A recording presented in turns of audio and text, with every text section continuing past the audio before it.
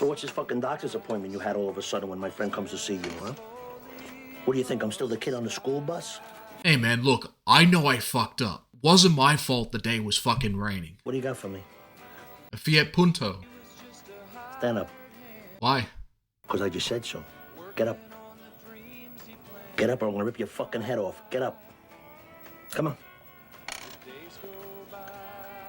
I'm sorry, Tony. I didn't mean to lose your car. You probably should have picked a Lancer instead. I don't know. Tony, please, I'm sorry. It's not my fault the handling is so bad in this game. I'm gonna win you back a Viper. My luck's gonna change. Tomorrow. I want something tomorrow. You understand me?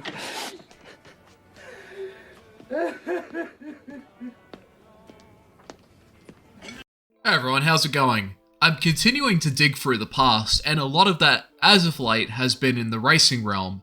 More specifically, the titles that came out in the 2000s. The gold mines for arcade races where you could generally find some good stuff. Hell, even some of the more realistic racing games like Live for Speed, Richard Burns Rally, and to some extent the street legal racing titles are still being played and discovered to this day. But those years also had some titles that were pretty janky or were mediocre or were good, but still missed the mark towards being great. Revisiting titles usually results in two outcomes, either that you still enjoy it, or that it was better left in the past, and unfortunately it's the latter for a lot of things in life. But the game I'm talking about in this video isn't necessarily one of them, but one that was flawed and still somewhat underrated in comparison to the rest of the competition going around that time, and that game is Juiced. Juiced is a street racing track-based game that was another addition to the pile that comprised of the street racing craze in the 2000s, when the Fast and the Furious movies and the Need for Speed Underground games helped popularize the culture. Juiced would add its own spin into the mix, but with an emphasis on high-stakes racing, where you could gamble away money or cars to win big or lose big. There were only 3 notable titles that got released in the franchise before THQ went bankrupt: the self-titled game, its spin-off Eliminator, and Juiced 2 Hot Import Nights. The self-titled game is the one I have the most memories with, and was also one I played a lot with one of my best friends when we were kids. I remember being blown away by its roster of cars, the customization that was pretty good, the variety of events, the crew system, and the way rivals are integrated into the experience. But I also remember some of the frustrating aspects, like the repetitive grind to up the respect meter for each of the rivals, and the frustrating handling on some of the cars, like the Viper during the rain, the 350Z and the Supra, as well as the Skyline, as well as the muscle cars in general. Juiced is one of those games that is really good, but still not the cream of the crop, even for its time, and it's a game that also had the unenviable position of being grouped against other heavy hitters, having to contend with the most beloved Need for Speed game in recent memory, Most Wanted. However, I still enjoyed Juiced a lot as a kid, and even tried to run the demo on the shitty Dell home computer that we had in the family. Playing it now, though, as an adult, I'd say that it still holds up fairly well, even in spite of some of its issues. So let's dig a little bit, shall we? The setting of the game pits you into a fictionalized city that's inspired by Los Angeles called Angel City. It's here that you'll be doing all of the racing, and also there's no story. You're basically just a new arrival, you the player that is, and are then introduced to your first rival, TK, who shows you the ropes and starts you off with a test drive in the guise of a race. You do the race and then are left to your devices more or less, with enough money to buy your own car. Story is one of those things that's often not treated with much attention in racing games. Some games do try to make more of an effort though.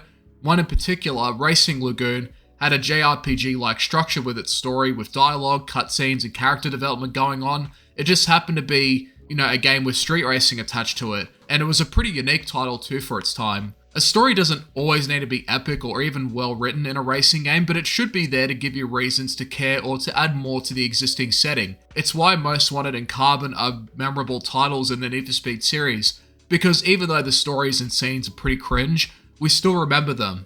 Juiced doesn't really bother with the story aspect, but does at the very least bring in rivals with their own distinct backgrounds and personalities, which does add a personal touch to the races. In the game's career mode, you'll be racing in events on the calendar that consist of a variety of activities like circuit, sprint, which is drag, point to point, which is like sprint from the Underground games, and show off, where you do a number of tricks and obtain points, and crew races where you have an AI with you, like 2 to 3, and you can command them during the race.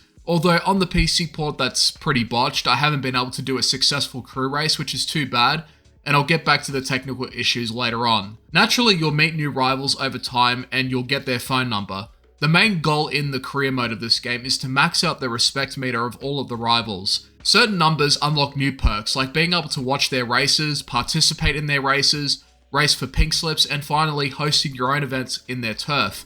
Each rival will represent a different part of the city, and when you race them, it'll often be on their own turf. You can earn money by winning races and winning bets. The latter, though, is the best way to make money in this game, and I'm going to show you the best way possible. Here's what you do. When you go to the calendar, you can host an event of your own. Change the settings to sprint on the speedway, and then the class of cars to 1. Afterwards, make sure the pair of cars is a Viper against a Corvette. Always bet on the Viper and bet as much as you can. If everything goes to plan, you have the dumbest and easiest way to make money to the point that you'll never have to worry about money again in this game. After a number of attempts, I already got myself to $1 million, and from that point on, I was able to buy any car I wanted. The calendar could be skipped and you can pick any of the available races on the screen. Some will have conditions that you'll need to meet, but you'll generally always have an event that you can do. The loop of the game is to win races, unlock parts for your cars, and obtain respect from the rivals, although the latter is the most important. And all of this is how you unlock all the prototype parts for all the cars, as well as a secret series for the arcade, when you max all of the respect for the rivals. But you can also obtain prototype parts during events that have them available to win. Over time, you'll develop respect by doing a number of different things, and each rival has different criteria for respect. One may like the car you're driving, another could be for winning circuit or sprint races, another could be for winning pink slips or crew races, doing show-offs, you name it. As long as you're consistent and often successful in events, you'll eventually raise the bar for everyone. But it is still repetitive, and sometimes it can be frustrating when you lose respect for certain things, like leaving an unwinnable race, one that you can't restart, or just damaging opponents in the races. The respect system is nowhere near as bad as it is in Street Racing Syndicate, but it's still repetitive for different reasons. To complete the career mode, you have to get 1500 respect points for all of the rivals and complete the challenges that they have that you can access through the phone when you call them. Oh, and those challenges will also require that you own the car for that challenge too. But if you do the money trick that I demonstrated, then this won't be an issue. The only thing you'll have to do to make the challenges more manageable is to do events that unlock parts for your car. And each car has their own individual progression, which honestly is pretty annoying. Say you worked your ass off getting all the parts for one car, you can't use the same performance parts for a different vehicle. You have to basically repeat the process all over again, and it applies to every vehicle in this game. And there are quite a few cars in this game. In fact, the car selection shits all over Street Racing Syndicate tenfold because of the amazing variety of cars that you have here. You have a very healthy selection of tuners and muscle cars, and some other outliers in between, and even some like the Corvette Z06 and Dodge Viper that border in the exotic realm. Something that a lot of the import tuner games didn't really include. The game also has some pretty underrated cars like the Honda Prelude, the Volkswagen Corrado, the Toyota MRS, the Honda CRX, the Mitsubishi FTO, the Nissan 300ZX, the Toyota Corolla, and the MR2, all making it into this game, and even the Monaro and the Ford Falcon make it here. When you tally up the list of cars, it's genuinely impressive for its time, and honestly, the car models in this game still look really good on screen. The detailed car models is also enhanced by its decent customization, where you have a good range of body parts and accessories, as well as performance parts and being able to paint the car to any color you can think of, even the decals too and the vinyls, which are admittedly kind of lacking in my opinion, but they are still there and add a bit of flair. However, the same can't really be said for its handling model in general. When it works like it's supposed to, the races can be fun and driving can be fun. Some cars like the Super Impreza WRX22B and the Lancer Evolution 6 handle really well in this game and are great to use in most races, as well as some of the starting cars when you start off in the beginning. But a lot of the other cars, including my favorites, would often oversteer and lose control at times, even when it wasn't raining. Every time I had to use a muscle car for the arcade events, or just in general, it felt more like a punishment than something to be excited about just because of how bad they handle in this game. And sure, the Viper is an amazing car in this game, and it is great for sprints. Everything else though is a matter of how well you can micromanage its handling. It does take a while to get adjusted, but it is disappointing how some of the cars that I would be excited to use, like the 350Z Super or Skyline, are stuck in drift mode and I'm sliding at almost every turn, even with the slightest throttle touch. It's saying that though, the sense of speed is great, everything zooms out past 200 kilometers and the cars pick up speed at the start fairly quickly even when it's stock. Word of advice though, get your hands on a Lancer 6 or a Lancer 8. All-wheel drive cars in Juiced are really good in most cases and are great to handle. Even in spite of its on and off handling, there are other things that make Juiced really stand out as a game. And that thing is the high stakes racing that is included. This game does a great job of adding stress and pressure to some of the races by introducing bets into the races or pink slips. You have the chance to win big or lose it all, and this can often have an effect on how the AI behave during the races. And speaking of which, they're not as aggressive as the AI in other racing games, but they can still sometimes bump into you. As long as you're ahead and can manage the track well, you can generally keep them behind most of the time. With bets and pink slips, they'll give you everything they've got, and it's something you can't reset either. If you abandon a pink slip race or lose the race, you lose the car. The same principle applies with bets. Once a bet is made, you've got to see it through, and leaving can cost respect and the bet you made. In my playthrough, I made enough money to not worry about it again, but even I had moments where I lost quite a bit of money in one race or another. And so, there's always stakes involved, and you're always gambling something one way or another. Even the pink slip races can be a risk, especially when you've worked your ass off for that car. But because of the trick that me and my friend had used when we were kids, losing money or cars didn't really matter that much anymore. So it's like, lose a car, buy another one. Lose a bet, make it back. Once you find an effective way to make cash, it does eliminate the necessity to grind races for the sake of money. And the thing is, the cars are generally pretty affordable anyways, even the Viper once you unlock it. I didn't finish the career, but I did get to a point where I felt like I've done enough, especially with all of the activities I did in the arcade mode. Arcade mode is a separate progression mode that comes in the guise of series.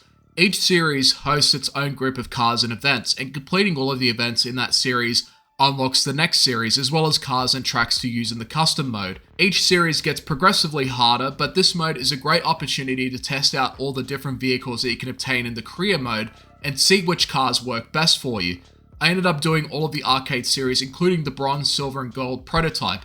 The only one that I hadn't done yet is the secret one you get for 100% completion of the career mode, which, to be honest, I don't really care about, because by the time I did all of the available arcade events and most of the career mode and got enough money and most of the cars, I felt like I was pretty much done. But moving on from that, there is also the custom race, which lets you select a car and track of your choosing, as well as the event type. You have the option to race stock or auto mod the car, which is a great way to test out a tuned version without having to invest in anything. Juiced, at the end of the day, is a really good racing game that I had memories with as a kid, but the same can be said for a lot of other things, and revisiting the game has me mixed altogether. The car selection is still fantastic, car models still hold up pretty well, it has a really good soundtrack that still has some bangers, the betting and pink slips and stakes to the races that can make them exciting, frustrating, and satisfying is something that, really makes the game stand out on its own. But the inconsistent handling model, the rivals calling you every 5 fucking seconds, and the repetitive progression of maxing the respect meter for all of the rivals